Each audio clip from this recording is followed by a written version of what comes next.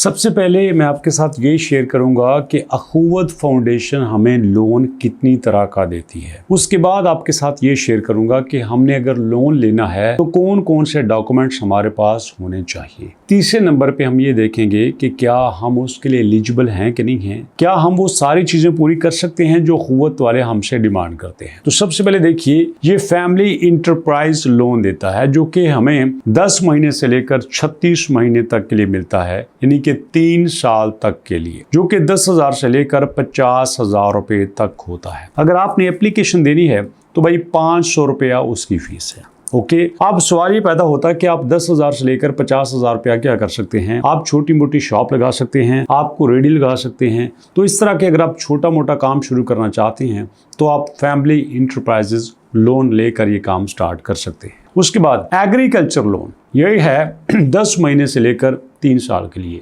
जो कि 10,000 से लेकर 50,000 रुपये तक होता है। इसकी भी एप्लीकेशन जो है वो हमारे पास 500 रुपये है। इसमें क्या है कि आप छोटा मोटा जो है वो रकबा लेके ठेके पे उस पे काश्तकारी स्टार्ट कर सकते हैं, ताकि आप यहाँ से कोई छोटा मोटा स्टेप लेके अपना काम शुरू कर सकें। इसके बाद दोस्तों इनका होता है 1 लाख से लेकर 15 लाख रुपए तक का लोन, जो कि होता है 3 साल से लेकर तकरीबन 8-9 साल के लिए। ये एक लंबी मुद्दत का लोन है जो कि 1,000 रुपया इसकी एप्लीकेशन फीस है। तो दोस्तों यहाँ पे अभी हम डिस्कस कर सकते हैं कि आपने अगर 10,000 रुपये से लेकर आपने 15 लाख रुपए तक का लोन लेना है तो उसके लिए आपको कौन से स्टेप फॉलो करना पड़ेंगे। तो चलिए यहाँ पे चलते हैं। सबसे पहले दोस्तों इनका एलिजिबिलिटी क्राइटेरिया क्या होता है। सबसे पहले आपके पास वैलिड CNAC होना चाहिए, मतलब ऐसा CNAC नहीं होना चाहिए जिसकी लिमिट खत्म हो चुकी हो, वो वैलिड होना चाहिए और वो एक्सपायर नहीं होना चाहिए। एक हो गया।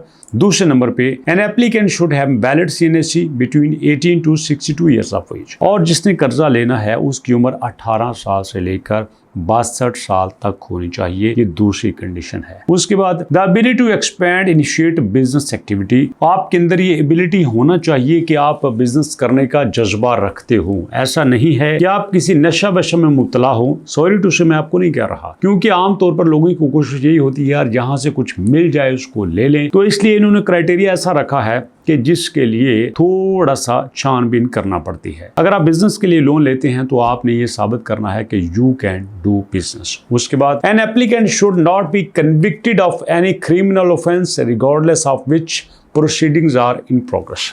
तो ये जो बंदा कर्ज के लिए अप्लाई कर रहा है वो किसी भी जुर्म में मुलव्वस नहीं होना चाहिए। अगर आपने कर्ज के लिए अप्लाई किया है, आपने कोई जुर्म नहीं किया, आपका प्रोसेस चल रहा है, इस दौरान खुदा न खास्ता आपसे कोई जुर्म सरजद हो जाता है, आप पे FIR हो जाती है, खुदा न खास्ता आप जेल चले जाते हैं, तो आपका ये सिलसिला रोक दिया जाएगा, आपको कर्ज के लिए एलिजिबल नहीं किया जाएगा। और उसके बाद नेक्स्ट यहाँ पे क्या है, an applicant should have good social and moral character in his community. जो आपका मोहल्ला है, आपकी कम्युनिटी है, आपकी सोसाइटी है, आपका जो विलेज है, वहां पे आपका रख रखाव अच्छा होना चाहिए। लोग आपके बारे में गवाही दें कि नहीं पाजी चंगा बंदा है, शरीफ आदमी है, ये कर्जा ले रहा है तो वापस भी करेगा। ऐसा नहीं है कि जिससे लिया है आपने उसको वापस नहीं किया। लोग आपके बारे में अच्छी गवाही ना दें तो फिर भी आपके लिए मसला हो सकता है। Next, an applicant should have the capacity to provide two guarantor other than family members. आपका ताया,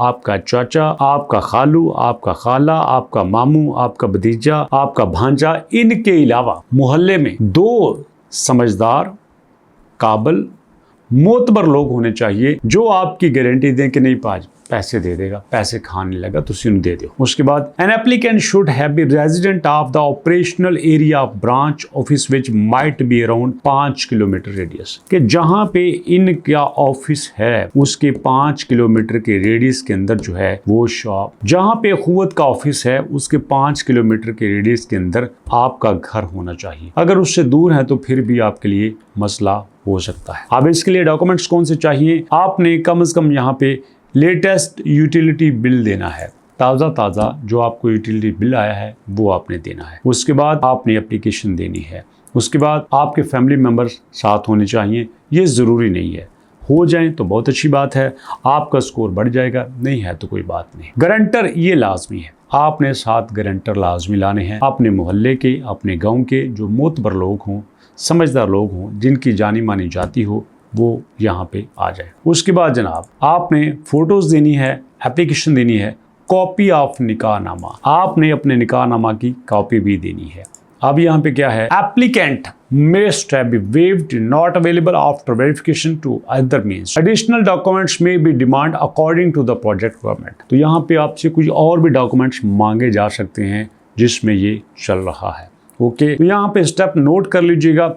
10 इसके स्टेप्स हैं। 10 स्टेप्स के बाद आपको लोन दे दिया जाएगा।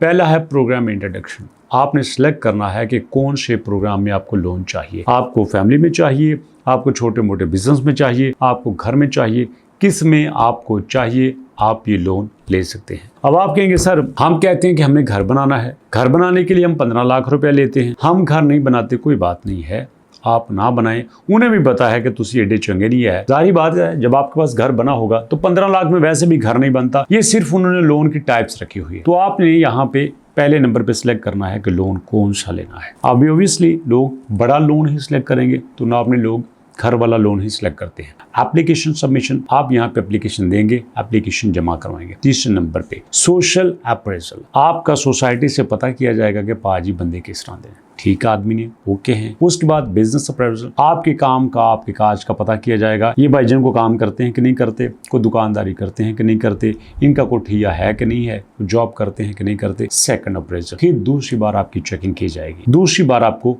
वेरीफाई किया जाएगा। फिर जनाब आपके गारंटर्स का पता किया जाएगा। ऐसा ना हो कि ਜਿਹੜੇ ਤੁਹਾਡੇ गारंटर ਨੂੰ भी इस तरह दी हो ना, गारंटर भी मोतबर आदमी होने चाहिए, उनका भी चेक किया जाएगा कि यार ये कैसे आदमी है, ठीक है। उसके बाद नंबर 7 पे जनाब आपका जो लोन है वो अप्रूव कर दिया जाएगा कमेटी के पास। 8वें नंबर पे आपको लोन दे दिया जाएगा और 9वें नंबर पे रिकवरी रिपोर्ट और 10वें नंबर पे मॉनिटरिंग, आपको चेक किया जाएगा कि आप कैसे करते हैं। अब सवाल ये है कि इसके लिए आपने अप्लाई कैसे करना है। याद रखिएगा अखुवत के लिए आप लोग ऑनलाइन अप्लाई नहीं कर सकते, बिल्कुल आप अप्लाई नहीं कर सकते। आपने यहाँ पे उनके ऑफिस में जाके ही अप्लाई करना है। बहुत सारी ऐसी वेबसाइट यहाँ पे मौजूद हैं जो कि आपसे कहती हैं कि आप यहाँ पे ऑनलाइन अप्लाई कीजिए, बट ये आपसे ऑनलाइन अप्लाई नहीं करवाते और ना ही आपने करना है। अगर आप करेंगे तो भैया आपसे नुकसान होगा। अगर कोई वेबसाइट आपसे कहती है कि आप ऑनलाइन अप्लाई कर लीजिए, तो यहाँ पे आप अपना ही नुकसान करते हैं। कुछ भी ऐसा नहीं है, आपने ऑनलाइन अप्लाई नहीं करना, आपने उनके ऑफिस में जाके अप्लाई करना है। दोस्तों इसके अलावा अगर आप कोई इन्फॉर्मेशन लेना चाहते हैं, आपको जानना चाहते हैं, तो प्लीज़ आप कमेंट कीजिएगा। अगर आप फ़ोन करके मज़ीद डिटेल लेना चाहते हैं तो नंबर नोट कर लीजिएगा 0421111। जी हाँ, 042111448, 042111448 ये नंबर है जिस पे आप कॉल करके मज़ीद डिटेल भी ले सकते हैं। दोबारा बता रहा हूँ 048111448 और 464 ये नंबर है अखुवत फाउंडेशन का। तो यहाँ पे आपने ऑनलाइन के बजाय फिजिकल जाके एप्लीकेशन देनी है ताकि आप विद आउट इंटरेस्ट, बगैर सूद के आप कर्जा ले सकें। सो दोस्तों अभी तक इतनी मुलाकात करते हैं नेक्स्ट वीडियो में, तब तक के लिए अल्लाह की अमान।